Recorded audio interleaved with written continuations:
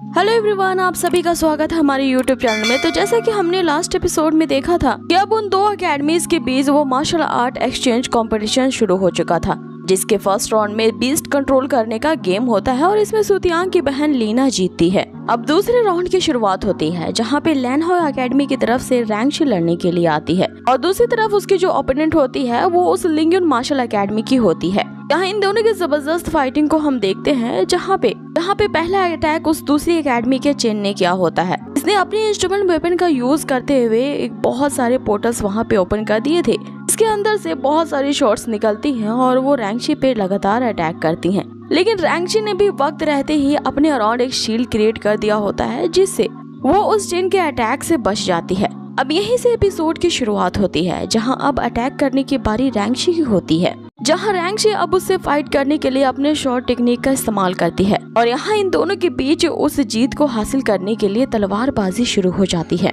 जहाँ इन दोनों के शॉट्स के मूव देखने लायक होते हैं। लेकिन कहीं न कहीं जो दूसरी एकेडमी की चेन होती है वो रैंकशी पे यहाँ भारी पड़ रही होती है। अब आगे उनकी अटैक जो होती है वापस से उसी इंस्ट्रूमेंट पे आ जाती है, जहाँ पे वो जो चेन होती है वो रैंकशी पे ऐसा अटैक करती है कि भले ही उसके इंस्ट्रूमेंट के सारे तारे टूट जाएं, लेकिन वो रैंकशी को आज हरा के ही रहना चाहती थी। अब आगे उस चेन का अटैक जब रैंकशी पे पड़ता है तो वो उस पे जोरदार पड़ता है और यहाँ अनफॉर्चुनेटली रैंकशी हर्ट हो जाती है, तो वो दोबारा से अटैक नहीं कर पाती। अब यहाँ ये राउंड खत्म होता है और उस लिंगयुन मार्शल अकेडमी इस राउंड में जीत चुकी थी। उसके जो टीममेट्स होते हैं वो सारे अपने टीम मेंबर चेन के लिए यहाँ हूटिंग करने लगते हैं और दूसरी तरफ सुतियांग की टीम, जिसे इस हार से निराश होना चाहिए, वो अपनी हिम्मत नहीं हारते क्योंकि अभी भी 3 और राउंड्स होने बाकी थे। रैंकशी का हारना और ये डिसाइड नहीं करता कि लिंगयुन मार्शल अकेडमी इस कंपटीशन को जीतेगी। वो अपने अंदर ये आत्मविश्वास जगाते हैं कि वो इस हार से हार नहीं मानेंगे। अब आगे रैंकशी काफी उदास मन से अपने टीममेट्स के पास पहुंचती है और सर झुकाते हुए उनसे कहती है कि वो हार गई,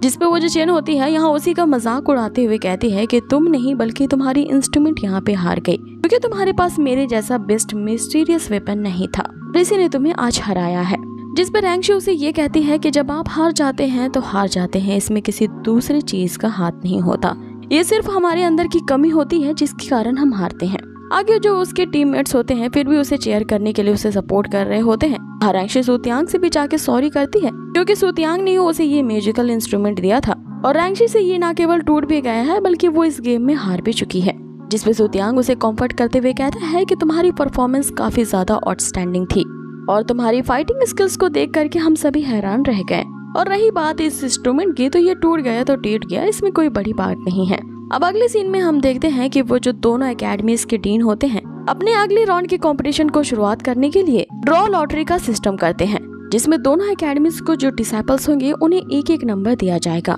और इन दोनों एकेडमीज के डिसाइपल्स का जिससे भी नंबर मैच होगा वो एक दूसरे से 2-2 हाथ करेंगे। अब यहाँ उस लिंगयुन मार्शल अकेडमी के जो फर्स्ट जीनियस कांग होता है उसका पाला फुजिन से पड़ता है, जिसे वो अपना बैड लक समझ रहा होता है, क्योंकि उस पूरे कंपटीशन में सबसे ज्यादा ताकतवर अगर कोई थी तो वो फुजिन हुई होती है, जिसका नमूना अभी सबने ही देखा था। और इधर दूसरी तरफ उन्हीं का डीन सोच रहा होता है कि उसकी टीम में तो कांग है, साथ ही उसका एक दूसरा जीनियस लिजियो भी है और इन दोनों के रहते हुए तो उनकी ही लिंगयुन मार्शल अकेडमी इस कंपटीशन में जीतेगी। अब आगे यहाँ पे वो राउंड शुरू होता है जिसमें इन 5 डिसाइपल्स का मुकाबला उस दूसरी एकेडमी के 5 डिसाइपल्स से होने वाला था, वो भी उनके चूज किए गए नंबर के अकॉर्डिंग, जिसमें सबसे पहले लैनहॉय अकेडमी के चाओ जिन का सामना होता है उस लिंगयुन मार्शल अकेडमी के वुफेंग के साथ। अब ये दोनों डिसाइपल्स बारी बारी से उस बैटल एरिना में पहुंचते हैं, जहां लैनहॉय अकेडमी के चाओ जिन के लिए सभी लोग होटिंग कर रहे होते हैं, ये कहते हुए इस राउंड में तो हमारे अकेडमी का ही जीनियस जीतेगा।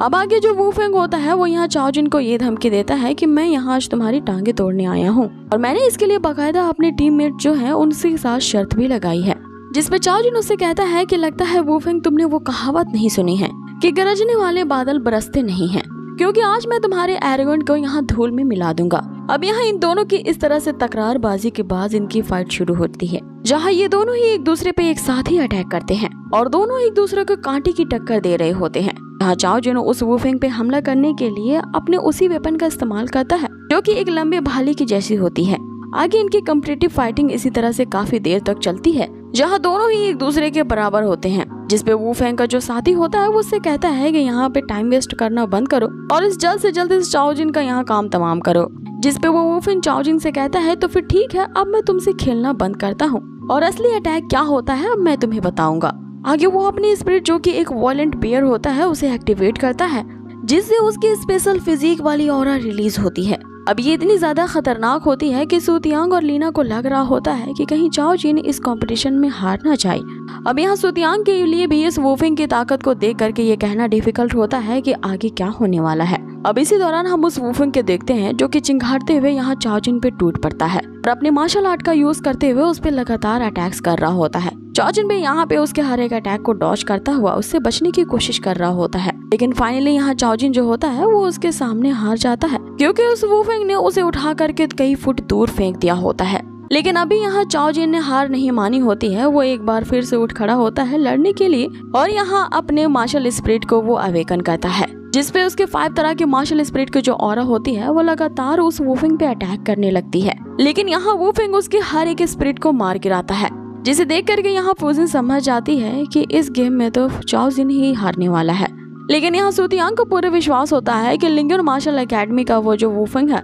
उसमें इतनी ज्यादा एबिलिटीज नहीं है कि वो चाओजिन को हरा पाए। लेकिन अब हम उस वुफेंग को देखते हैं जो कि अपने 10 वेव्स ऑफ लिंगयुंग का इस्तेमाल करता है, जिससे वहाँ पे एक ऐसी स्पिरिचुअल एनर्जी जनरेट होती है जिसके चपेट में आते ही सभी चौंधिया जाते हैं। चाओजिन भी उसके इस अटैक से बच नहीं पाता और दूर गिर जाता है। अब आगे वो जो वुफेंग होता है वो इतने में ही नहीं रुकता, वो तो चाओजिन को जान से मारना चाहता था, इसीलिए आक्रामक तरीके से वो बढ़ता है और चाओजिन पे अटैक करने ही वाला होता है मारने के लिए कि तभी यहाँ चाओजिन का बीच बचाव सुतियांग करता है और उस वुफेंग पे हमला करता है, जिससे वो पीछे हट जाता है क्योंकि उसने कंपटीशन के रूल्स को वायलेट किया था। आगे 6 एल्डर उसकी क्लास लेने लगते हैं ये कहते हुए कि तुम्हारी हिम्मत कैसे हुई इतनी ज्यादा एग्रेसिव और क्रूर होने की, जिसके कारण तुम अपने ओपोनेंट को ही जान से मार डालो। ये तो रूल्स के सख्त खिलाफ है, जिसपे वुफेंग यहाँ पे 6 एल्डर से बहसबाजी करते हुए कहने लगता है कि इस तरह के खतरनाक फाइट में थोड़ी मोड़ी इंजरीज तो लगती ही रहती हैं, इसीलिए 6 एल्डर को अपने ऐसे डिसाइपल्स को इस कंपटीशन में नहीं भेजना चाहिए जो छोटी मोटी मार भी ना सह सके।